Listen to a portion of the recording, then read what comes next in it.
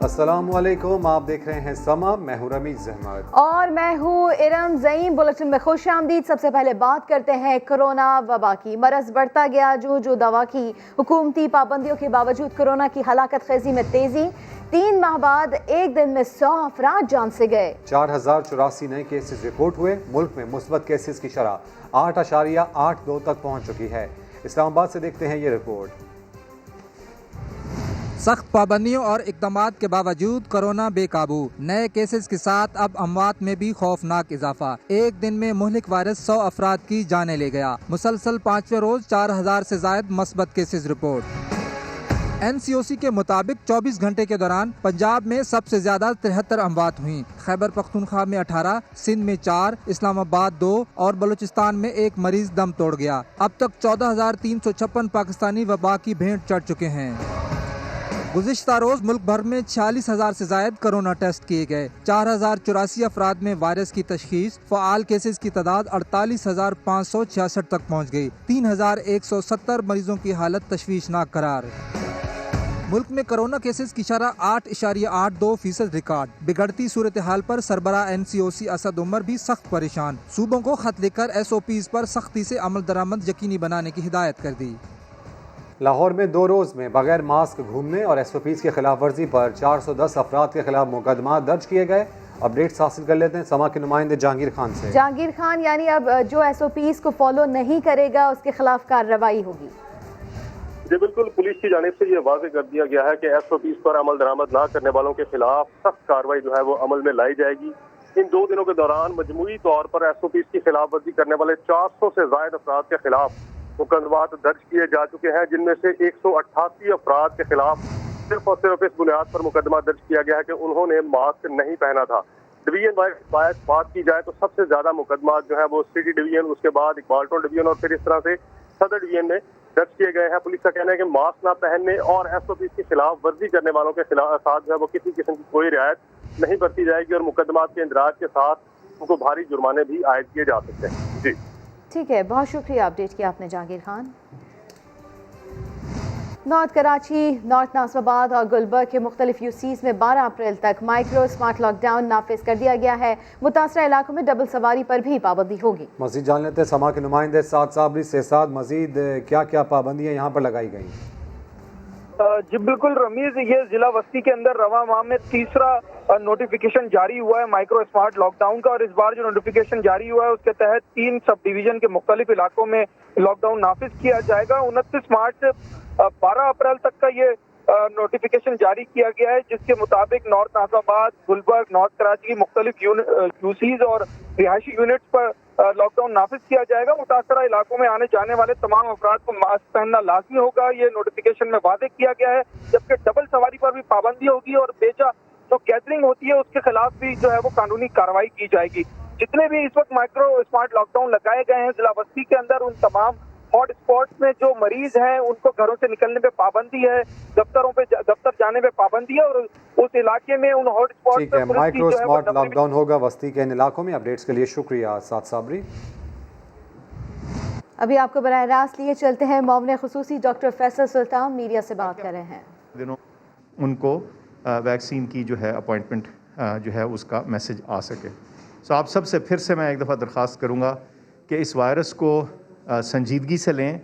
ये वाकई इसकी तीसरी लहर बहुत ज़ोर से आई है और शिद्दत से आ रही है और इसका प्रेशर हमारे तिब्बी इदारों पर वाज़ेह तौर पर नज़र आ रहा है। आपके ताउन का और आपकी तवज्जो का खुसूसी शुक्रिया। इस वायरस को संजीदगी से ले। मौमन खुसूसी डॉक्टर फैसल सुल्तान की जानिब से ऐसा कहा गया कि कोरोना जो SOPs है उसको फॉलो किया जाए। तीसरी लहर काफ़ी ज़्यादा ख़तरनाक है और ये तेज़ी से फैल रही है। कोरोना के दौरान अस्पतालों में OPDs बंद होने से मुतालिक दरख्वास्त की समाअत हुई। सिंध हाई कोर्ट ने सख्त रिमार्क्स दिए। कहा जो वैक्सीन मिली है सब इमदाद में मिली, आपको कोई नहीं दे रहा वैक्सीन, सब ने मना कर दिया। डिप्टी अटॉर्नी जनरल से मुकालमे में कहा कुछ नहीं कर रहे आप लोग, सब सामने है, जस्टिस अमजद सहतो ने रिमार्क्स दिए। बांग्लादेश ने भी 3.5 करोड़ लोगों को वैक्सीन लगा दी। हमारी वफाकी हुकूमत 10 लाख की बात कर रही है। सिंध हाई कोर्ट ने वफाकी हुकूमत के वकील को तहरीरी जवाब जमा कराने का हुक्म जारी कर दिया। तो कोरोना के दौरान अस्पतालों में OPD बंद होने से मुताल्लिक दरख्वास्त की समाअत हुई। खबरों में आगे सुनिए शहबाज की दुहाइयां। कराची के इलाके लियाकताबाद की फर्नीचर मार्केट के गोदाम में लगी आग पर काबू पा लिया गया। कूलिंग जारी है। कोई जानी नुकसान नहीं हुआ। तफसीलात बता रहे हैं समा के नुमाइंदे यासिर हुसैन। Liaquatabad furniture market Karachi. सुबह सवेरे यहाँ सोफे के कारखाने में आग लग गई थी।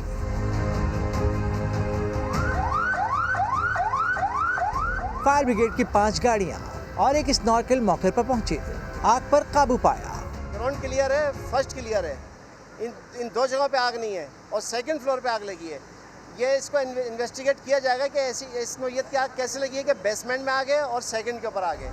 तंग गलियों और तजावुजात की वजह से रेस्क्यू ऑपरेशन में मुश्किलात पेश आई।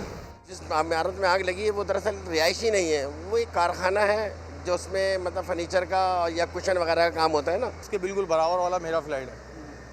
पूरे अपार्टमेंट के अंदर रिहाइश है। उस बिल्डिंग के अंदर रिहाइश नहीं है क्योंकि वो कारखाना है सोफों का। आग लगने की खबर मिलते ही सखी हसन हाइड्रेंट पर इमरजेंसी नाफिज कर दी गई थी। आग बुझने तक फायर ब्रिगेड को बिला मुआवजा पानी की फराहमी जारी रही। कैमरामैन मगरूब हुसैन के साथ यासिर हुसैन, समा, कराची।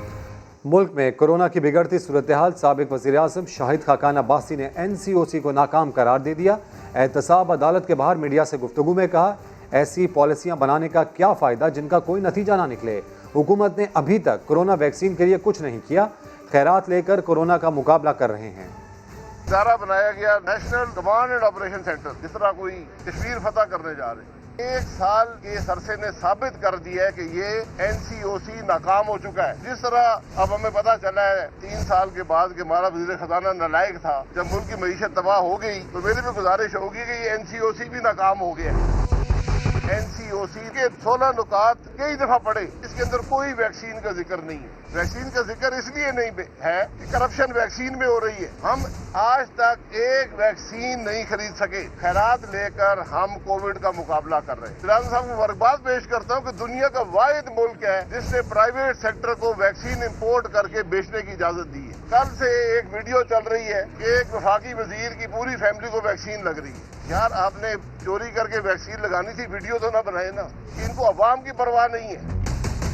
इस वजारत में स्कैंडल नहीं है। आज कोई पूछने वाला नहीं है। चले वो आप पैसे खाते रहे, वो नैब आपको नहीं पूछेगा कि वो तो अपोजिशन के लिए बना हुआ है।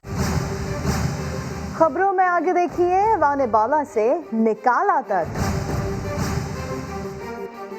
जिनसे BRT नहीं चली वो ऑरेंज लाइन को सफ़ेद हाथी कह रहे हैं। शहबाज शरीफ की सहाफ़ियों से गैर रस्मी गुफ्तगू, कहा इन्हें तकलीफ है कि ऑरेंज लाइन कैसे चल रही है। बात कर लेते हैं शाहिद हुसैन से। शाहिद, शहबाज शरीफ का मजीद क्या कहना था?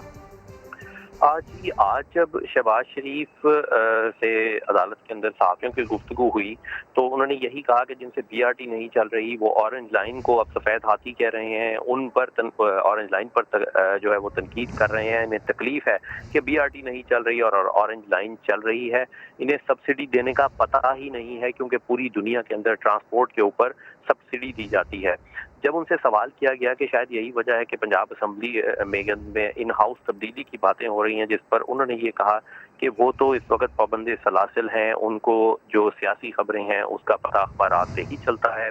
और जैसे ही जब उनसे PDM के मुस्तकबिल के हवाले से पूछा गया तब भी उन्होंने यही हवाला दिया कि वो सिर्फ अखबारात में ही पढ़ते हैं, अभी जेल के अंदर हैं, जब वो रिहा होंगे तब वो सियासी उमूर सर अंजाम देंगे। बहुत शुक्रिया शाहिद हुसैन आपका। हम्माद अजहर को वफाकी वज़ीर ख़जाना और रेवेन्यू का इजाफी चार्ज दे दिया गया। काबीना डिवीज़न ने नोटिफिकेशन जारी कर दिया। हम्माद अजहर के पास वफाकी वज़ीर सनत व पैदावार का कलमदान भी बरकरार है। हम्माद अजहर ने कहा, वज़ीर आज़म का एतमाद मेरे लिए बाइस एजाज़ है। हफीज़ शेख को वफाकी वज़ीर ख़जाना के ओहदे से हटाने का नोटिफिकेशन भी जारी कर दिया गया है। 3 मार्च को ऐवान बाला 26 दिन बाद काबीना से निकाला। एक ही माह के दौरान हुकूमत ने हफीज शेख को सर आंखों पर बिठाया और फिर घर जाने का रास्ता भी दिखाया। कुछ हफ्ते पहले तो पूरी काबीना हफीज शेख की कारकर्दगी का डंका बजा रही थी, मगर देखते ही देखते हालात बदल गए। जीतेगा शेख हफीज इंशाल्लाह। आइंदा भी जीतेंगे, हफीज शेख साहब बाय फार जीतेंगे। मैं बार बार कह रही हूँ कि हफीज शेख पीटीआई नहीं, इस मुल्क की भी जरूरत है। जो हीरो था वो जीरो हो गया है। जो महंगाई हो गई थी, इस सिलसिले में उन प्राइम मिनिस्टर साहब ने फैसला किया है कि वो एक नई टीम लाएं, पाकिस्तान को जमीनी हकायक हैं उनके मुताबिक पॉलिसीज बनाएं। शिबली फराज का तबसरा सुन लिया, अब रवा महीने के गुजरे हुए दिन भी याद कर लीजिए। जीतने जा रहा है हम समझते हैं हम बहुत आगे हैं। ये पाकिस्तान का वो खूबसूरत दरख्शां चेहरा है जो दुनिया में जो है ना पाकिस्तान को मुश्किलात से बाहर निकालने में कामयाब हुआ है। हुकूमत ने फरवरी के महीने में महंगाई के एदादो शुमार को सामने रखते हुए हफीज शेख को 3 मार्च का सेनेट का सबसे बड़ा इलेक्शन लड़ाया। गिलानी ने हफीज शेख को चित कर दिया। गिलानी साहब ने 169 वोट लिए हैं, 169 वोट लिए हैं और शेख साहब ने लिए हैं 164 वोट। 6 मार्च को वजीर आजम ने हफीज शेख से मुलाकात की और उन पर मुकम्मल एतमाद का इजहार किया। 8 मार्च को शेख रशीद बोले, हमने हफीज शेख के साथ जो हफीज शेख जितने खुलूस का मुस्तहिक था, ये हमने हफीज शेख के लिए नहीं किया। मुस्तकबिल कैसे दुबई जाएगी? He will continue as a federal minister finance. He will be the part of the Senate. मार्च के इस महीने में हफीज शेख कभी खुशी कभी गम की तस्वीर बने नजर आए। क्या से क्या हो गया, देखते देखते वो जुदा हो गया, देखते देखते। ओपनर असद उमर ना चल सके तो नए क्या चलेंगे। प्रोग्राम 7 से 8 में लीगी रहनुमा जावेद लतीफ़ ने हुकूमत पर तनकीद के निश्तर बरसा दिया। बोले, इनके कमांडर को जब तक शऊर नहीं आएगा उस वक्त तक छोटी मोटी तब्दीलियों से कोई फ़ायदा नहीं होने वाला। मुझे तो समझ से चीज़ें बाहर हैं। अगर इनके ओपनर जो थे असद उमर साहब वो डिलीवर नहीं कर सके तो ये कल के नौजवान जो हैं ये क्या डिलीवर करेंगे। बात सीधी सी है कि जो कमान कर रहे हैं जब तक उनको शऊर नहीं आएगा, जब उनको कोई तजर्बा हासिल हो नहीं जाएगा तो इससे आवाम को कोई फ़ायदा नहीं होगा। वज़ारत ख़जाना से हाथ धोने वाले अब्दुल हफीज शेख माशी माहिर ही नहीं कामयाब सियासतदान भी माने जाते हैं। परवेज़ मुशर्रफ से आसिफ अली ज़रदारी और इमरान खान तक सब हुकूमतों के मंजूर नज़र रहे। 3 बार सेनेटर मुंतखब होने के साथ अहम तरीन अहदों पर फ़राइज़ अंजाम देते रहे। इस्लामाबाद से शकील अहमद की रिपोर्ट। अब्दुल हफीज शेख पाकिस्तानी मईशत और सियासत में एक जाना और माना हुआ नाम। हार्वर्ड यूनिवर्सिटी से फारुग तहसील, इकनॉमिक्स में PhD की डिग्री, सऊदी अरब में आलमी बैंक के कंट्री हेड समेत 21 मुख्तलिफ ममालिक में फराइज अंजाम दे चुके हैं। कामयाब बैंकार की पाकिस्तानी सियासत में एंट्री 2003 में जनरल परवेज मुशर्रफ के दौर में हुई। 2006 तक बतौर वफाकी वजीर सरमायाकारी और निजकारी $5 अरब मालियत की निजकारी की 34 ट्रांजैक्शंस कामयाबी से मुकम्मल कर डाली। पीपल्स पार्टी का दौर आया तो एक बार फिर अब्दुल हफीज शेख सियासी उफक पर नमूदार हुए। 2010 से 2013 तक बतौर वफाकी वजीर खजाना जिम्मेदारियां निभाई। रेवेन्यू, इक्तसादी उमूर, शुमारियात और प्लानिंग के महकमे भी उन्हीं के मातहत रहे। अब्दुल हफीज शेख ने मईशत के साथ साथ सियासत के मैदान में भी खूब ताल्लुकात बनाए। यही वजह थी कि वो 2003, 2010 और 2012 में सेनेट के इंतखाबात जीतकर 3 बार ऐवान बाला के रुकन मुंतखब हुए। तहरीक इंसाफ के इक़्तिदार में आने के बाद हफीज शेख वजीर खजाना बने और IMF से कर्ज प्रोग्राम लेने की बड़ी मुश्किल आसान कर दी। अलबत्ता महंगाई के जिनको काबू ना कर सके। शकील अहमद, समा, इस्लामाबाद। PDM की अक्सरियत ने पीपल्स पार्टी के बगैर असम्बलियों से इस्तीफा देने की मुखालफत कर दी। नवाज शरीफ और फजलुर रहमान समेत बेशतर रहनुमाओं का मौक़िफ़ है कि पीपल्स पार्टी असम्बलियों में रहे और हम इस्तीफे दे दें, ये ठीक नहीं होगा। नईम अशरफ भट्ट की रिपोर्ट देखते हैं।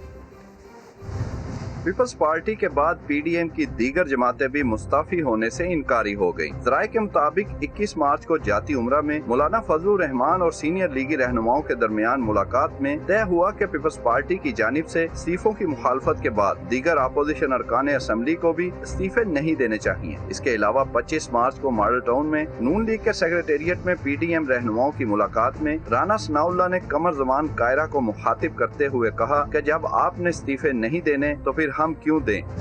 इससे पहले नवाज शरीफ भी नून लीग के मशावरती इजलास में पीपल्स पार्टी के न मानने पर असम्बलियों से मुस्ताफी होने की मुखालफत कर चुके हैं। PDM की दीगर जमातें भी यही मौक़िफ़ रखती हैं। ज़राए के मुताबिक अक्सरियत का कहना है कि अगर असम्बली में पीपल्स पार्टी बैठी रहे और बाकी मुस्ताफी हो जाएं तो इसका सियासी फायदा नहीं बल्कि नुकसान होगा। 4 अप्रैल को पीपल्स पार्टी की CEC मीटिंग के बाद इस्तीफों के मुमकिना इनकार के बाद PDM की दीगर जमातें इस्तीफों के मुतालिक हतमी फैसला करेंगी। नईम भट्ट, समा, लाहौर। खबरों में आगे देखिए चोलिस्तान का पहला पक्का स्कूल।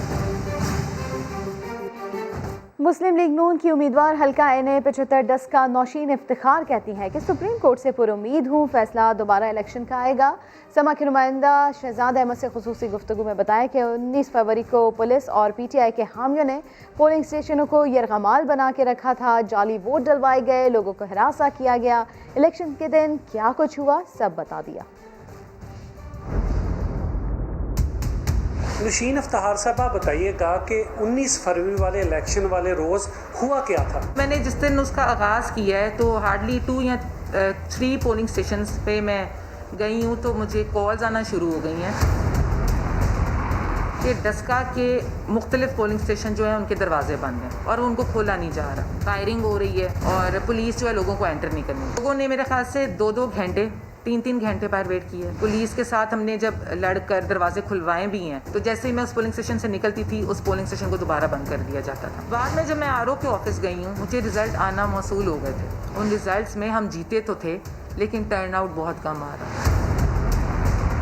मुअत्तद पोलिंग स्टेशन तो पुलिस ने यरगमाल बनाए हुए थे और PTI के वर्कर्स हैं। पोलिंग स्टेशन के अंदर ये लोग क्या कर रहे थे बैठे 12-14 घंटे जो लोग नहीं पहुंचे तो वो गायब ही थे। फिर 2-3 पुलिस के डालों पे इकट्ठे आ जाना, फिर एक वीडियो कैप्चर हो जाना, उनसे सवालात पे देखना कि वो डरे हुए हैं, सहमे हुए हैं। तो ये तो अपना जवाब खुद दे चुकी हैं चीज़ें। मैंने उनसे पूछा है कि आप लोग कहाँ थे, उनके पास कोई जवाब नहीं। सरकारी मुलाजमों का कसूर मतलब नहीं है, जिन्होंने इस पूरी चीज़ को कंडक्ट कराया है, इसकी कमांड्स दी हैं, डायरेक्ट किया है, कसूर उन लोगों का है। देखें जी ACP ने तो एक आज़ाद इदारा होने का सबूत भी दिया रीपोल। मैं इंतज़ार में हूँ कि शायद इस दफ़ा सुप्रीम कोर्ट से भी वही फैसला आए, एक पॉजिटिव फैसला जो आने वाले वक्तों में एग्जाम्पल सेट करे कि कोई धांधली का ना सोचे। रुपए के मुकाबले में अमरीकी डॉलर की कदर में कमी का सिलसिला जारी है। इंटरबैंक में डॉलर आज मजीद 1 रुपया सस्ता होकर 153 रुपये का हो गया, जो कि 22 माह की कम तरीन सतह पर है। मजीद जान लेते हैं समा के नुमाइंदे सैयद रिजवान आलम से। रिजवान, क्या वजह है डॉलर की कीमत में मुसलसल कमी की?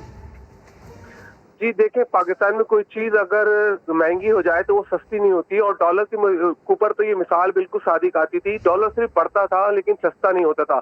लेकिन इस गवर्नमेंट में, मौजूदा गवर्नमेंट में ये पहली दफा हुआ है कि डॉलर की कदर जो है वो अपने बुलंद तरीन सतह से 168 रुपये 45 पैसे जब ये 20 अगस्त 2019 को पहुंचा था, वहां से ये अब तक जो है वो 15 रुपए से जायद सस्ता हो चुका है और इस वक्त इंटरबैंक में डॉलर की कदर 153 रुपए 10 पैसे की सतह पर ट्रेड कर रही है।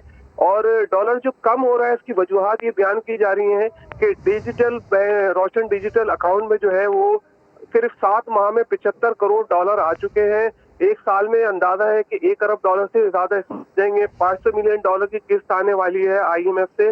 तरसीलात ज़र ठीक है, तो ये तमाम फैक्टर्स हैं जिसकी बिना पर डॉलर की कीमत में कमी देखी जा रही है। अपडेट्स के लिए शुक्रिया रिजवान। वज़ीर ख़ारजा शाह महमूद कुरैशी कहते हैं पाकिस्तान मुस्तकबिल पर नज़र रखे हुए हैं। अमन के लिए हमारी कुर्बानी दुनिया से ढकी छुपी नहीं। खित्ते में अमन होगा तो मजबूत इलाकाई रवाबित की सोच आगे बढ़ेगी। जामे मुज़ाकरात के सिवा अफगानिस्तान के मसले का कोई मुस्तकिल हल नहीं। आज दुनिया हमारी बात तस्लीम कर रही है। वो दुशंबे में नवी Heart of Asia Istanbul process इजलास के मौके पर मीडिया से गुफ्तगू कर रहे थे। का मौक़िफ़ दुनिया जानती है, ये रीजन जानता है। पाकिस्तान की कुर्बानी, पाकिस्तान की काविशें अमन के लिए, इस्तेहकाम के लिए ढकी छुपी नहीं है। हमारी मुस्तकबिल पे नज़र है, इस खित्ते पे नज़र है। हम समझते हैं कि या अमन होगा, इस्तेहकाम होगा तो इससे जो रीजनल कनेक्टिविटी की हमारी ख्वाहिश है वो आगे बढ़ पाएगी। जो पाकिस्तान साल से कह रहा था वो अब चीज़ ज़हनशी हो चुकी है। तो ये बहुत बड़ी कामयाबी भी है। अब इसको आगे लेके चलना है, मुश्किलात हैं, मैं हरगिज़ नहीं कहूँगा कि आसान होगा, मुश्किलात हैं। तुर्क वज़ीर ख़ारजा से अच्छी नशिस्त हुई, आज मेरी अफ़गानिस्तान के सदर से और वज़ीर ख़ारजा से भी मुलाकात तय हो चुकी है, और फिर जो बायलैटरल मेरी मीटिंग्स हैं उससे और चीज़ों में निखार पैदा होगा। लाहौर के इलाके नास टाउन में खुदा बख्श रोड 25 साल से टूट फूट का शिकार है। सफाई का भी खातिर ख्वाह कोई इंतज़ाम नहीं, टूटी फूटी और इसके दरमियान मौजूद कूड़ा आए रोज़ बीमारियों और हादसात का सबब बन रहा है। वहीं के रिहायशी मोहम्मद अब्बास सड़क की सूरत हाल बता रहे हैं। मेरा नाम अब्बास शाह है और मैं ये नास टाउन हूँ। 25 साल से मैं यहीं हूँ। ये सड़क को पूरे कंप्लीट बनते नहीं देखा। ये जो बनाते हैं छोटे छोटे पैच लगते हैं, उनसे कोई फ़ायदा नहीं, वो 2-3 दिन के बाद टूट जाते हैं।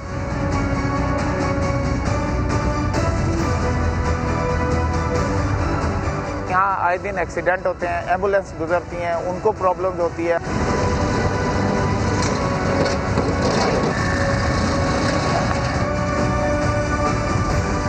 यहाँ बजरी फिकवाते हैं, सारा कुछ करवाते हैं ताकि ये जो है ना लोगों को प्रॉब्लम ना हो।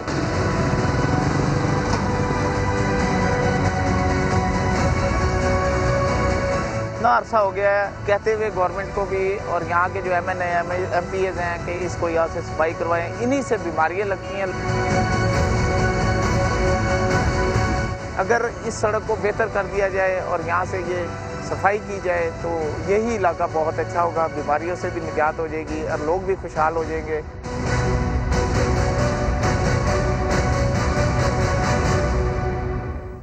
अनदेखा पाकिस्तान में आज भावलपुर से एहसन अंसारी ने रिपोर्ट तैयार की है, आइए देखते हैं।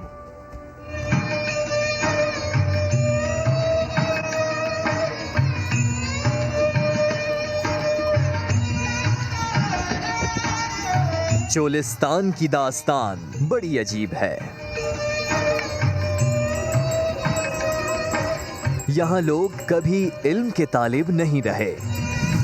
तकरीबन 10 लाख के करीब आबादी वाले चोलिस्तान में 98% लोग पढ़े लिखे नहीं। मगर आपको लिए चलते हैं टोबा अजीम वाला में।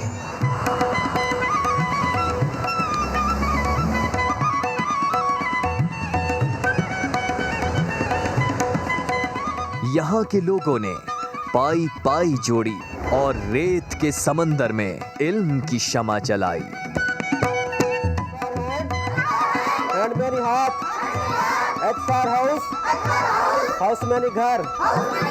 साढ़े प्यू ॾाढे जिंदगी गुजारी, मैं इतों की पैदाइश हाँ, लेकिन साढ़े वडेरे जिंदगी इवें गुजार गए माल के पीछे फिर असा मैं भी चिट्टा ही अनपढ़ हाँ, कुछ नहीं पढ़ा होया। मगर अब तक चोलिस्तान वाले तालीम से क्यों दूर रहे? रेत के इस समंदर में लोगों को तलब रही तो सिर्फ पानी और हरियाली की। पानी की तलाश में ये लोग माल मवेशी समेत एक टोबे से दूसरे और दूसरे से तीसरे में हिजरत करते जाते हैं और इस तरह जिंदगी का सफर तलाशे आब में ही गुजरता जाता है। हमारी जो ज़िंदगी है वो कच्चे मकानों में गुजरी है, नकल मकानी में गुजरी है। हम तालीम नहीं हासिल कर सके, लेकिन अब हम ये चाह रहे हैं कि हमारे बच्चे एक अच्छे माहौल में तालीम हासिल करें और वो अपने मुल्क की तरक्की में अपना किरदार अदा करें। मगर टोबा अजीम वाला पर कुदरत का अजीम करम है कि इस टोबे और अतराफ के टोबों में पानी का जखीरा रहता है, इसीलिए ज्यादा दूर हिजरत की जरूरत नहीं पड़ती। इसी तोहफे का फायदा उठाकर लोगों ने इस टोबे को पक्के स्कूल का तोहफा दिया।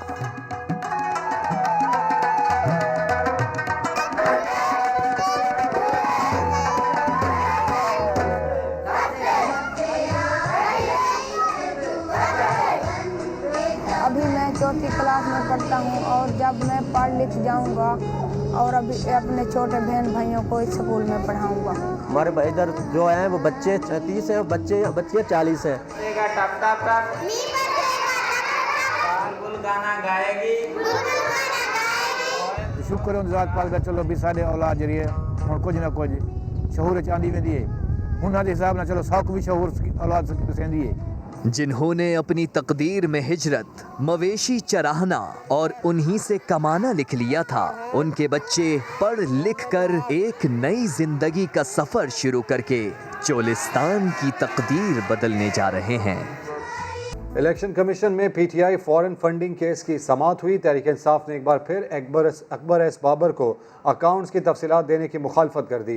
मेंबर बलोचिस्तान ने कहा तमाम दस्तावेजात खुलेंगी। मेंबर पंजाब ने रिमार्क्स दिए कि अकबर एस बाबर दरख्वास्तें देते रहे तो स्क्रूटनी कभी मुकम्मल नहीं होगी। इसी के ऊपर बात कर लेते हैं जुल्करनैन इकबाल से। जुल्करनैन, बताइए मजीद क्या कुछ हुआ इस समाअत के दौरान? देखिए, इलेक्शन कमीशन में अकबर एस बाबर ने दरख्वास्त दायर की थी कि पीटीआई फॉरेन फंडिंग केस में जो दस्तावेजात अब तक जमा हुई हैं वो सारी की सारी हमें दी जाए ताकि हम पीटीआई की ऑडिट रिपोर्ट और स्टेट बैंक से जो दस्तावेजात आई हैं उनको आपस में टैली कर सकें। तमाम पीटीआई ने उसकी आज फिर मुखालफत की और इलेक्शन कमीशन ने मौका अपनाया कि इलेक्शन कमीशन पहले ही कह चुका है कि सिर्फ पब्लिक जो डॉक्यूमेंट्स हैं जो आम पब्लिक को दिए जा सकते हैं वही अकबर एस बाबर को मिलेंगे। जो दस्तावेजात स्क्रूटनी कमेटी ने मंगवाई हैं या जो हमने अपनी दस्तावेजात दी हैं वो अकबर एस बाबर को नहीं दी जा सकती।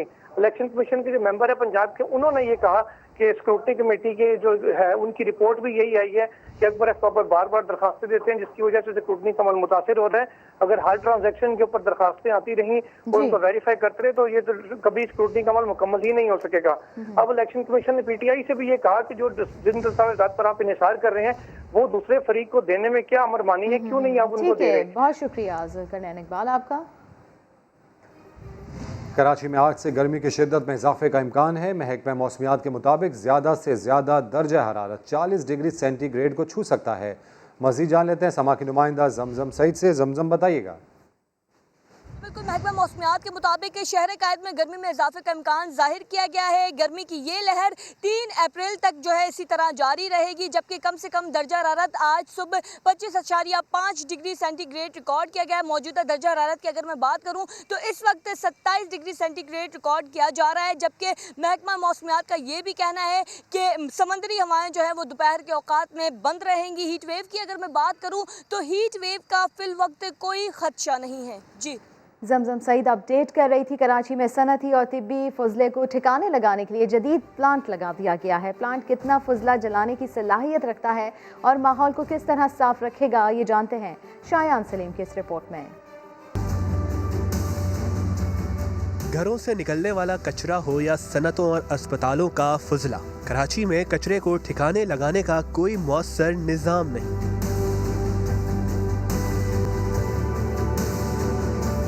वेस्ट मैनेजमेंट में महारत रखने वाले नैयर रिफत जाफरी ने अपने साथ कुछ लोगों को मिलाकर लांडी इंडस्ट्रियल जोन में एक प्लांट लगाया है जो चाइनीज टेक्नोलॉजी का हामिल है।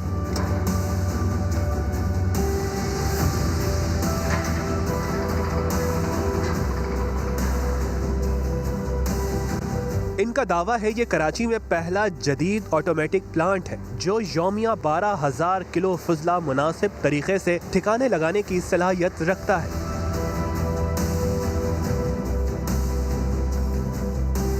जो प्लांट में तैयार किया है ये हॉस्पिटल वेस्ट जो बायो हैजर्ड होता है और chemical industries waste, food expiry waste, pharmaceutical waste, ये जितना भी है गलत हाथों में जाने के बजाय इसको प्रॉपर डिस्पोज ऑफ डिस्ट्रॉय किया ताकि ये हमारे आने वाले कल के लिए जो है वो फ़ायदेमंद रहे। आने वाले दिनों में इस प्लांट के जरिए कचरे से बिजली पैदा करने का मंसूबा भी है। प्लांट को माहौल दोस्त बनाने के लिए तमाम इक़दामात किए गए हैं। फिल्ट्रेशन लगाई हुई है कि जो माल जलेगा उसका जो धुआं निकलेगा वो भी बर्न आउट किया जाएगा एक सर्टेन टेम्परेचर पर। जैसे फॉर एग्जांपल प्राइमरी चैम्बर में जो वेस्ट है वो 1200 डिग्री सेंटीग्रेड पे चल रहा है तो उसका जो धुआं है वो 1000 डिग्री सेंटीग्रेड पे चल रहा है। उसमें जो जरासीम है वो भी किल आउट हो रहे हैं। गवर्नमेंट सपोर्ट करेगी या इंडस्ट्रियलिस्ट सपोर्ट करेंगे, काम आएगा तो इंशाल्लाह विद इन अ ईयर मैं इस प्लांट को वेस्ट टू एनर्जी में तब्दील कर सकता हूँ। लांडी में सनती जोन में प्लांट लगाने का मकसद सनतकारों को इसी जगह पर फजले को जदीद तरीके से ठिकाने लगाने की सहूलत फराहम करना है। कराची में हर गुजरते दिन के साथ माहौलियाती आलूदगी बढ़ रही है। सनती फजला माहौल को ख़तरनाक बनाने में अपना बड़ा हिस्सा डाल रहा है। ये प्लांट बिलाशुबा माहौल को साफ रखने में अपना किरदार अदा करेगा, मगर कराची जैसे बड़े और सनती शहर में इस तरह के कई 100 प्लांट लगाने की ज़रूरत है। कैमरामैन सनाउल्लाह के साथ शायान सलीम, समा, कराची। खैबर पख्तूनख्वा में एक तरफ कोरोना के बायस अस्पतालों में मरीजों का रश है तो दूसरी जानिब नर्सें मुतालबात की मंजूरी के लिए पेशावर में सूबाई असेंबली के सामने एहतजाज कर रही हैं। अपडेट्स हासिल करेंगे समा के नुमाइंदे अब्दुर्रहमान से। अब्दुर्रहमान, क्या मुतालबात हैं इनके? जी, सूबाई हुकूमत की जानिब से पाबंदी के बावजूद खैबर पख्तूनख्वा की नर्सेज जो हैं वो सुबह भर से यहाँ पर असेंबली हाल के सामने जमा हो रही हैं और उनका एक ही मुतालबा है कि हुकूमत ने उनसे जो वादे किए थे, उनके जो 10 नुकाती चार्टर ऑफ डिमांड थे, उनमें किसी पर अमल दरामद नहीं हुआ। उनका ये कहना है कि जब तक उनके मुतालबात नहीं माने जाते वो एहतजाज जारी रखेंगे। अगरचा मास्क पहने हुए हैं लेकिन जो समाजी फासला है वो कहीं नज़र नहीं आ रहा। उनका ये कहना है कि जो नर्सेज हैं उनको पे स्केल्स के मुताबिक तनख्वाहों में इजाफा किया जाए। इसी तरह नर्सेज को सर्विस रूल्स और प्रमोशन का हक दिया जाए। लेकिन ख़तरा है कि इनके इस एहतजाज से कोरोना वायरस खुदा न खास्ता मज़ीद जो है ना फैल जाए। जी, अपडेट्स के लिए शुक्रिया अब्दुर्रहमान। और इस वक्त आपको बराह रास्त ले चलेंगे चिन्योट, जहाँ पर वज़ीर आला पंजाब उस्मान बुज़दार तकरीब से खिताब कर रहे हैं। इसमें तहसील लालिया में बॉयज़ कॉलेज और भवाना में गर्ल्स डिग्री कॉलेज के लिए फौरी तौर पर फिजिबिलिटी बनाने की हिदायत जारी कर दी गई है।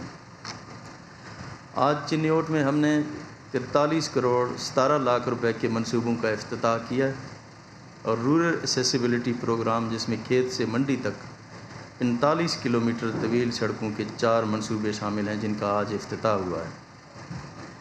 इसमें 85 करोड़ 31 लाख के 2 नए मंसूबों का संग बुनियाद रखा गया है, जिसमें भवाना में तहसील हेडक्वार्टर अस्पताल बनेगा और रूरल एक्सेसिबिलिटी प्रोग्राम खेत से मंडी के मंसूबा फ़ेज़ 2 के तहत 43.5 किलोमीटर के नए मंसूबे भी शामिल हैं।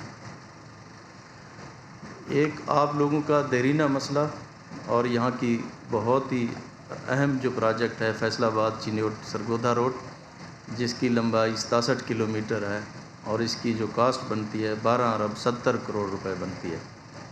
इसको हुकूमत पंजाब पब्लिक प्राइवेट पार्टनरशिप के मोड में बना रही है और इसमें चिन्योट का जो पोर्शन बनता है 4.5 अरब रुपए का है। वज़ीर आला पंजाब उस्मान बुज़दार चिन्योट में मौजूद हैं, तकरीब से खिताब कर रहे हैं।